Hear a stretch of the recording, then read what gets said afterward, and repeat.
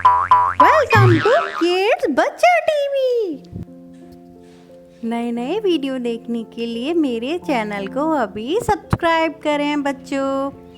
तो चलिए हम आज कहानी सुनाते हैं गंगापुर गांव की, जहां राजू अपनी पत्नी सरिता के साथ रहता था। सरिता कोई भी बात नहीं मानती थी राजू की। वो हमेशा अपनी मनमानी करती थी। बहुत सारी शॉपिंग करना, पैसों की बचत न करना। राजू बड़ा परेशान था, बेचारा क्या करता। अरे सरिता, सरिता कहाँ गई भाग्यवान? तनिक पानी तो दे दो, एक गिलास। ओ सरिता, चलो अंदर जाके देखता हूँ, सो रही होगी लगता है। तभी राजू कमरे में जाने लगता है।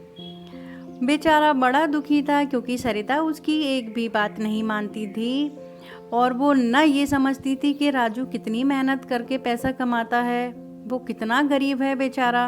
पर सरिता को तो इस चीज़ से कोई मतलब ही नहीं था। वो तो बस दिन भर सोती और खाना खाती और बस घूमने फिरने जाती, और राजू कुछ पैसे कमा के लाके देता उसको तो वो उससे अपना सामान खरीद के ले आती। सरिता, ओ सरिता। अरे आ गए जी आप। अरे सरिता, तुम इस टाइम सो रही हो शाम को? हाँ जी, थक गई थी, जरा बाजार तक गई थी, अपने लिए नई नई साड़ियाँ लेकर आई हूँ। अरे सरिता, कुछ बचत करना सीखो भाग्यवान। ये बुरे वक्त में हमारा पैसा काम आएगा। तुम इसे ऐसे व्यर्थ मत करो पैसे को। ये बड़ी मेहनत से कमाता हूँ मैं। तुम्हें पता नहीं है दिन रात कितनी मेहनत करता हूँ। क्या जी, आप तो हमेशा मेरे पीछे ही पड़े रहते हैं। जरा सी शॉपिंग क्या कर ली? आप तो मुझे कितना ताना मार रहे हैं। अरे भाग्यवान, ये बात नहीं है। खैर छोड़ो, मैं खेतों की तरफ जा रहा हूँ। तुम खाना बना लेना जब तक, ठीक है? बढ़िया है, खाना बना लेना, मैं तुम्हारी नौकरानी नहीं हूँ। अच्छा ये खेतों पे चले गए।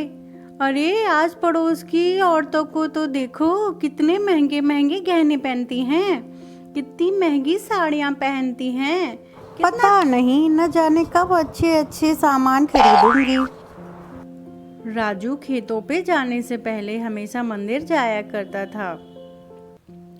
हे भोलेनाथ, आप ही बताइए मैं क्या करूं? अपनी पत्नी सरिता से तो बड़ा दुखी हो चुका हूँ। हे प्रभु, आप उसे सद्बुद्धि दें। भगवान, मैं आपकी हमेशा जय जयकार करूँगा। ऐसा कह के राजू मंदिर से जाने लगता है। बेचारा यही सोचता है, ना जाने सरिता कब समझेगी इस बात को कि हमारे पास इतना पैसा नहीं है जिससे कि हम व्यर्थ में बर्बाद करें उसको। अरे वाह, इस बार तो फसल बहुत अच्छी हुई है। जो सेठ जी से कर्जा लिया था वो भी दे दूंगा और कुछ पैसे बच जाएंगे इस बार तो। चलो, फसल तो देख ली अच्छी हुई है। शहर में जाके इसे बेचने की बात कर लेता हूँ। राजू क्योंकि बहुत गरीब था, उसने सेठ जी से कुछ कर्जा लिया हुआ था।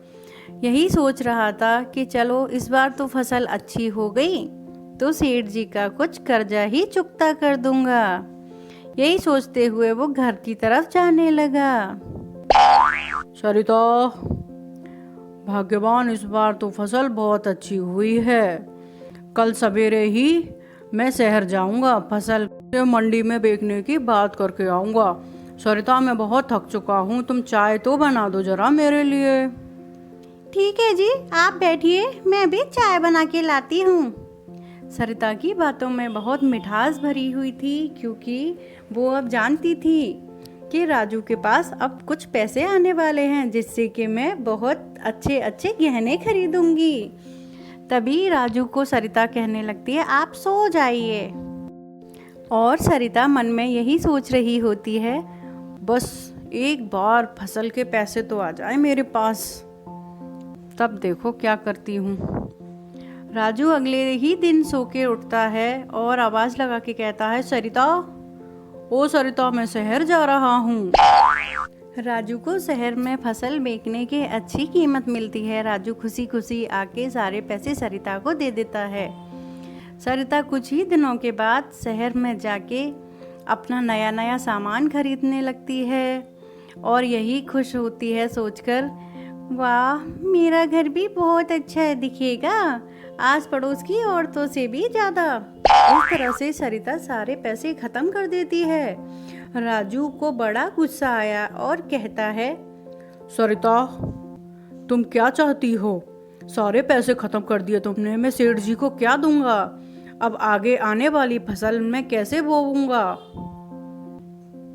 सरिता गुस्सा होके जाने लगती है और कहती है, तुम तो हमेशा ऐसे ही करते हो जी, कभी मेरी पसंद की साड़ियाँ नहीं दिलवाई। पड़ोस में जाके देखो कितने अच्छे अच्छे घर बने हुए हैं, उनके घर पे सारा सामान है, टीवी, सोफा, सब कुछ, तो बस मैंने भी ले लिया। इसमें गलत ही क्या किया, अच्छा ही तो किया। चलो चाय पियो आप, तो बस मुझसे ज़्यादा बातें मत करो, समझे?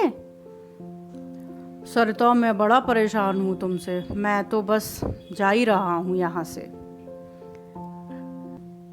जा रहा हूँ, ये तो कुछ नहीं जानते आज के ज़माने में कैसे रहा जाता है। अरे 4 पैसे क्या खर्च कर लिए, मुझ पे ऐसा गुस्सा कर रहे हैं, न जाने मैंने क्या गुनाह कर दिया हो। अरे पड़ोस की औरतों को तो देखो, उन महिलाओं के घरों में कितना कुछ सामान है, कितना अच्छा गहना पहनती हैं। अरे थोड़ा सा क्या मैं अपने लिए कुछ सामान खरीद लाई, इनको तो बड़ा बुरा लग गया। बेचारा राजू बड़ा परेशान था, यही सोच रहा था कि अब आने वाला समय कैसे गुजरेगा। बेचारे के ऊपर कर्जा भी था सेठ जी का, अब तो बेचारा दूसरों के खेतों में मजदूरी करने लगा था। हे भगवान, 1 साल कैसे गुजरेगा, 6 महीने तो गुजर चुके हैं दूसरों के यहाँ मजदूरी करते करते। बेचारे राजू पे बहुत कर्जा बढ़ चुका था। अरे भाग्यवान, ये घर हमें अब बेचना पड़ेगा, सेठ जी ने तो बहुत परेशान कर रखा है।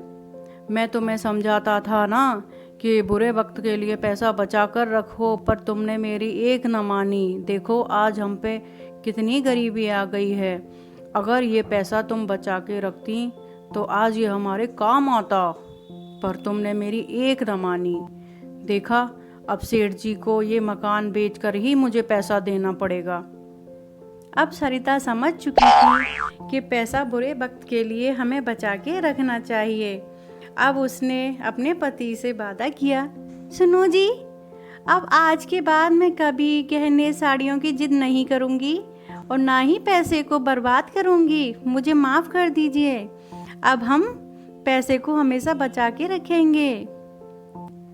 तो दोस्तों, कैसी लगी आपको ये कहानी? अगर आपको मेरी कहानी अच्छी लगी हो तो मेरे चैनल को सब्सक्राइब ज़रूर करना। Bye bye.